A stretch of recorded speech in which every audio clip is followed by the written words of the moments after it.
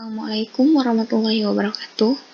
Alhamdulillahirrabbilalamin. Wassalatu wassalamu ala asrafil anbiya'i wal mursalin wa ala alihi wa ashabihi ajma'in amma ba'du. Puji syukur kita panjatkan buat kehadiran Allah Subhanahu wa taala. Dengan rahmat dan hidayahnya kita dapat bertemu secara virtual pada perkuliahan kali ini. Dan tidak lupa salawat dan salam buat junjungan Nabi, yakni Nabi Muhammad sallallahu alaihi wasallam.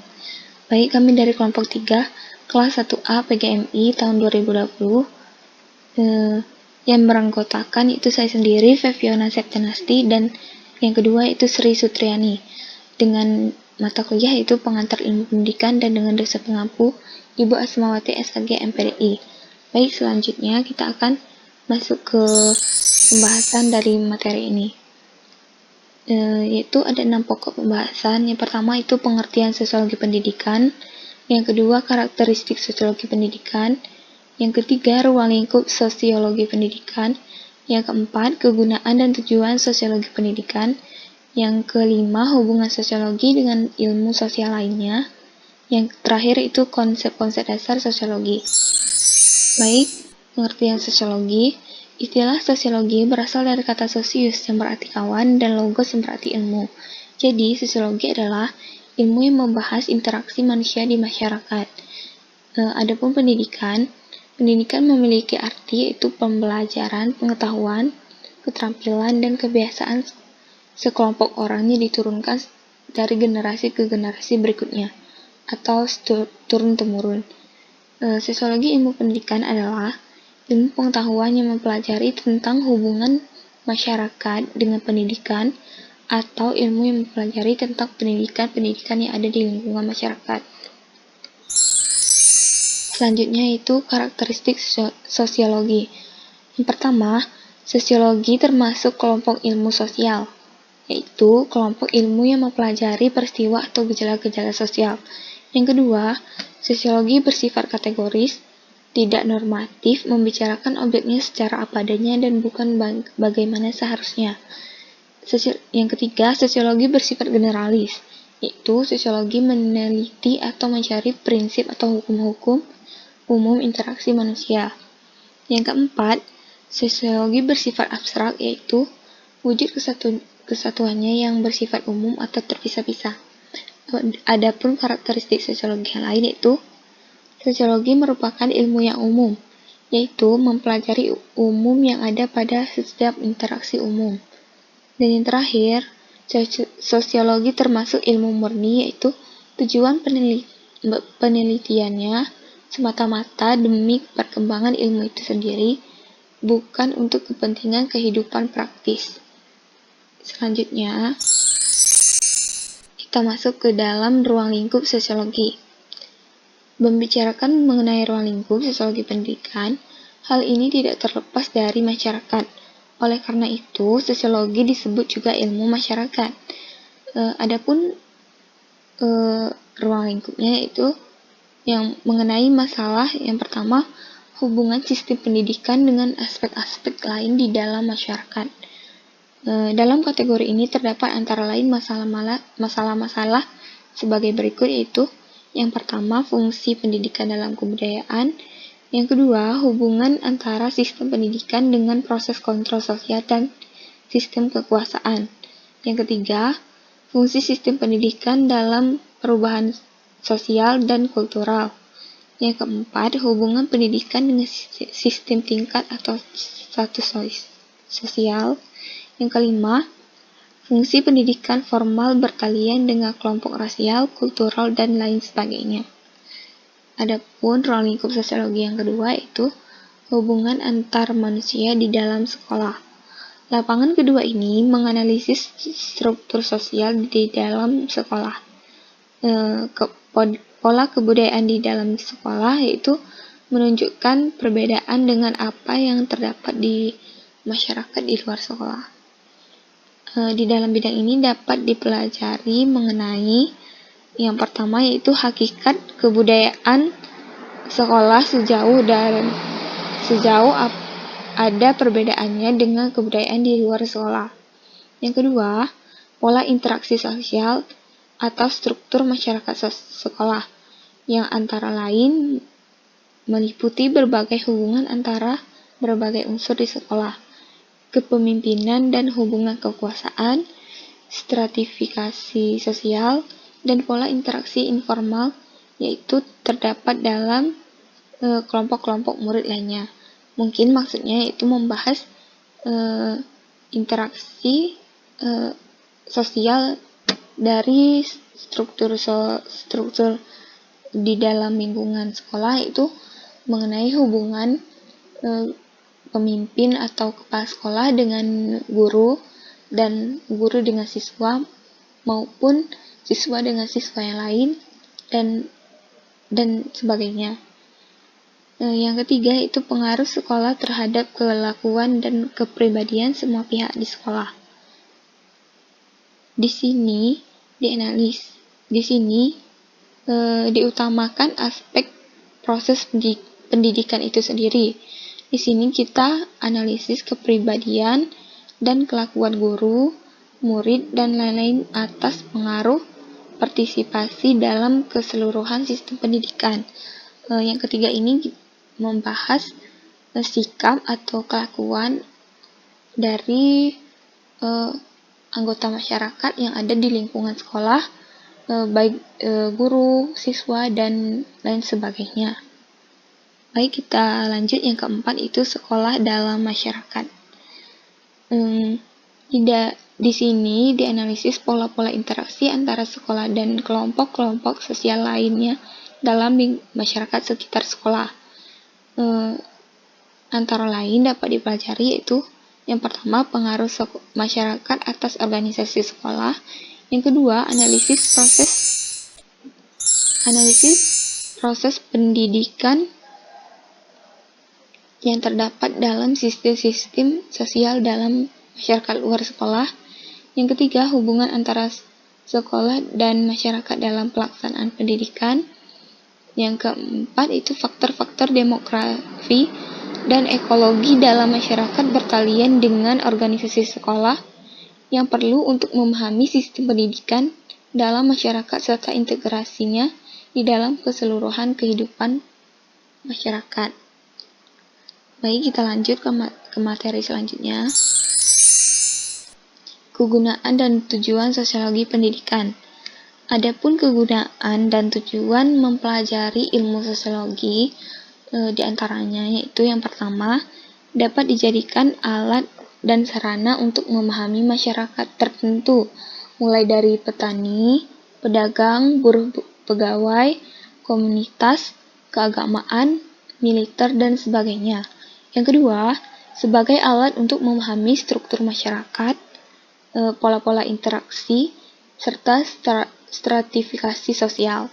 Yang ketiga, hasil studi sosiologi terdapat kondisi masyarakat dapat digunakan sebagai dasar untuk menetapkan suatu kebijakan dari pemerintah, perusahaan, badan dunia, dan sebagainya. Yang keempat, hasil kajian sosiologi dapat dijadikan pertimbangan untuk mencegah masalah-masalah sosial.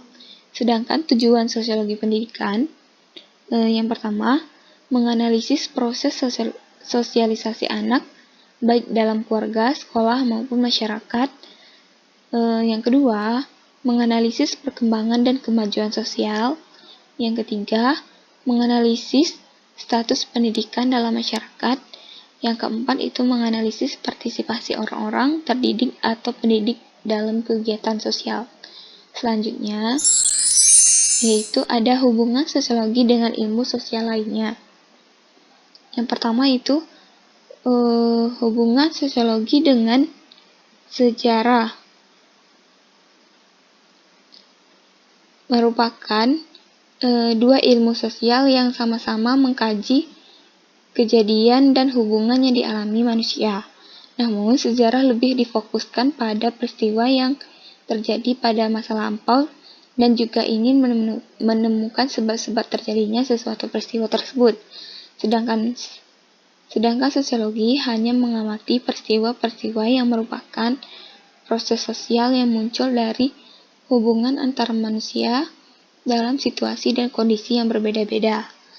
Dan yang kedua itu hubungan sosiologi dengan ekonomi. Ekonomi merupakan ilmu yang menyelidiki semua fenomena yang berhubungan dengan usaha, produksi, dan distribusi sumber daya. Adapun sosiologi berusaha meliputi permasalahan ini dengan melibatkan unsur-unsur dalam masyarakat, misalnya petani. Yang ketiga itu sosiologi dan politik. Politik meneliti tentang pemerintahan dan menjelaskan kompleksitas pemerintah, antara lain mempelajari tentang upaya untuk memperoleh kekuasaan dan pendayagunaan kekuasaan. Sedangkan sosiologi memusatkan perhatiannya pada segi-segi masyarakat yang bersifat umum. Untuk memperoleh kekuasaan digambarkan oleh sosiologi sebagai salah satu bentuk persaingan atau konflik. Yang keempat itu sosiologi dengan antropologi. Antropologi memusatkan perhatiannya pada masyarakat tradisional yang masih sederhana kebudayaannya, dan sedangkan sosiologi mengamati masyarakat yang telah modern, secara strukturnya sudah kompleks. Dan yang kelima itu sosiologi dan psikologi sosial. Ilmu psikologi sosial meneliti perilaku manusia sebagai individu, antara lain meneliti tingkat kepandaian seseorang, kemampuannya, dan daya ingatnya, serta impian-impiannya atau cita-citanya dan perasaan kekecewaannya. Jadi, psikologi sosial adalah ilmu yang mempelajari pengalaman dan tingkah laku individu yang ditimbulkan dan dipengaruhi oleh situasi-situasi sosial.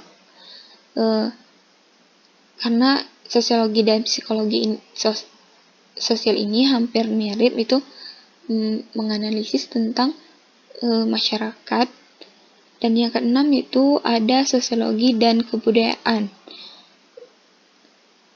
Kebudayaan itu mempunyai sifat yang kompleks, banyak selak-beluknya, dan merupakan keseluruhan, meliputi pengetahuan, kepercayaan, kesenian, moral, hukum, kostum, dan lain-lain.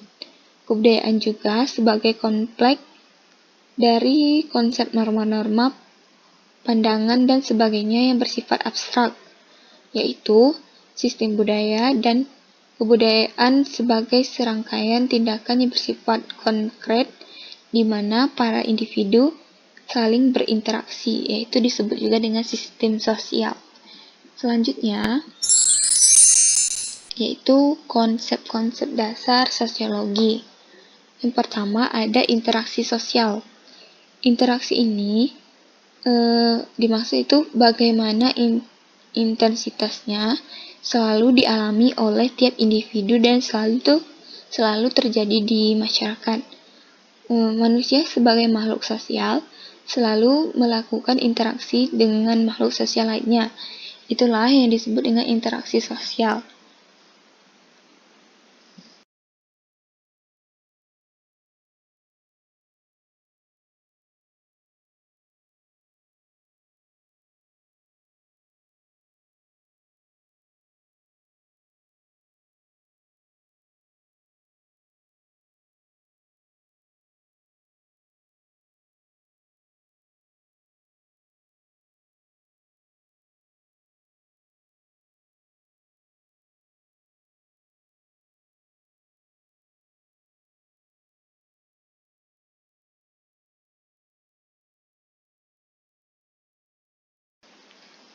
Yang kedua itu sosialisasi, proses penanaman nilai dan pembelajaran norma sosial dalam rangka perkembangan kepribadian individu yang bersangkutan.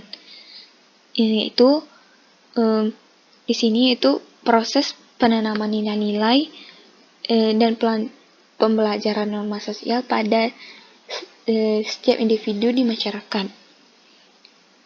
Yang ketiga itu kelompok sosial. Kelompok sosial adalah kumpulan manusia paling tidak terdiri atas 2 orang atau lebih, diikat oleh nilai dan norma yang sama serta memiliki rasa persatuan. Yang keempat, pelapisan sosial. Pelapisan sosial dapat kita contohkan di dalam kelompok sosial terdapat orang-orang berpendidikan rendah, menengah, dan tinggi.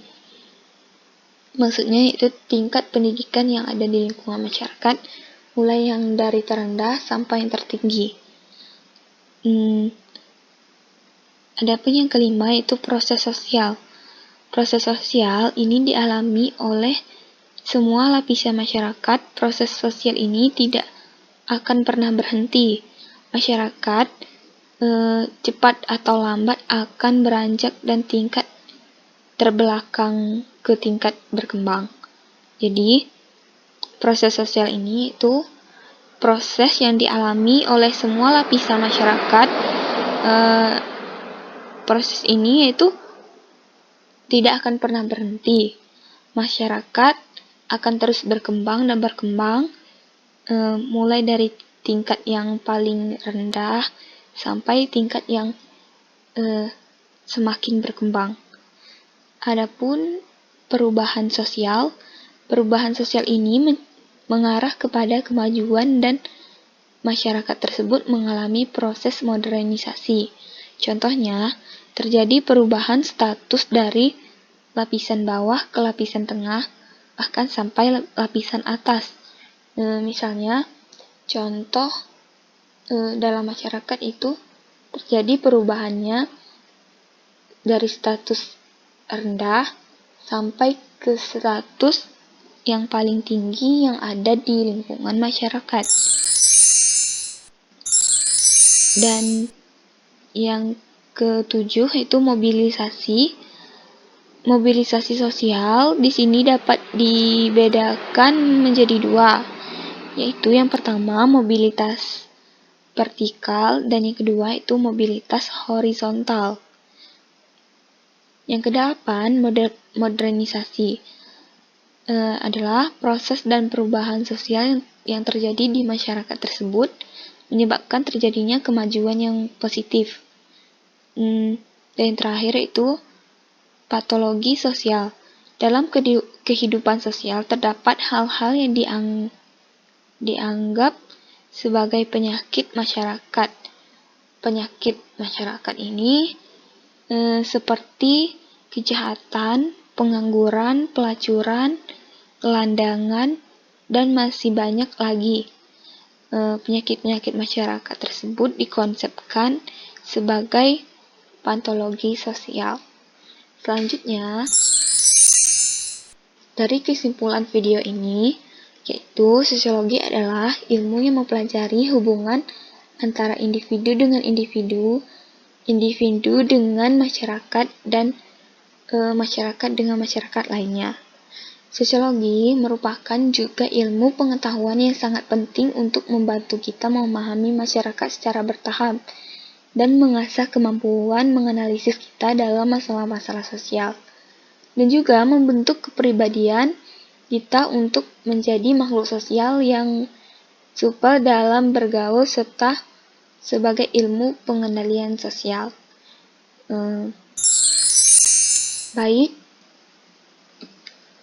Baik, demikian yang dapat saya sampaikan dalam video kali ini. Mohon maaf jika terdapat kesalahan dan kekurangan dalam pembuatan video ini. Lebih dan kurang saya mohon maaf. Saya tutup dengan wabillahi taufiq wal hidayah. Wassalamualaikum warahmatullahi wabarakatuh.